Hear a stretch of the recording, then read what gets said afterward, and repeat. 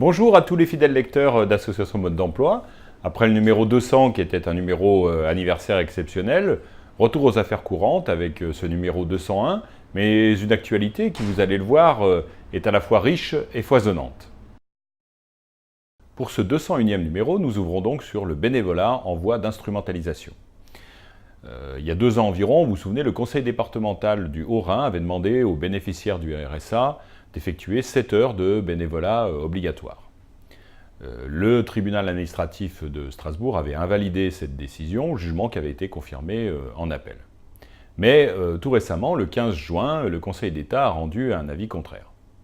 Alors, bien évidemment, le fait de faire du bénévolat, tout le monde est d'accord sur le fait que cela permet une meilleure démarche d'insertion. Ce qui pose problème ici, c'est le caractère obligatoire. Et nous posons la question à un certain nombre de personnalités pour savoir si cela ne vient pas finalement vider le bénévolat de son sens.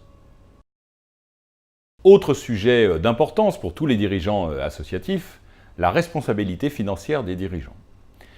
Aujourd'hui, lorsqu'une association est placée en liquidation judiciaire, si elle n'a plus suffisamment au sein de son patrimoine pour combler le passif, le dirigeant associatif, le président ou les autres dirigeants, peuvent être amenés à combler le passif, peut être amenés donc solidairement à prendre en charge les dettes de l'association.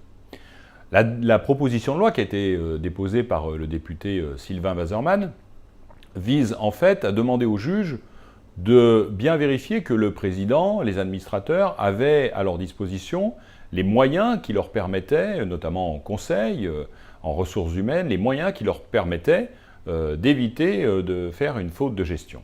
Comme il le dit lui-même, ce député, qui donc a été à la fois président d'association mais aussi dirigeant d'entreprise, j'étais mieux protégé lorsque j'étais dirigeant d'entreprise qu'en tant que président d'association.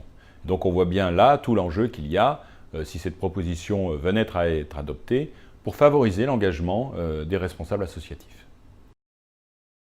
Enfin, parmi les autres sujets de ce numéro, nous revenons sur les conditions pour bénéficier du Fonds de développement de la vie associative. 25 millions d'euros sont prévus au niveau national cette année.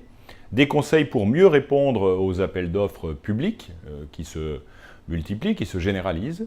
Et puis les démarches à effectuer pour bénéficier d'un parcours emploi à compétences, c'est le nouveau dispositif de contrat aidé qui succède au CUI, CUAE.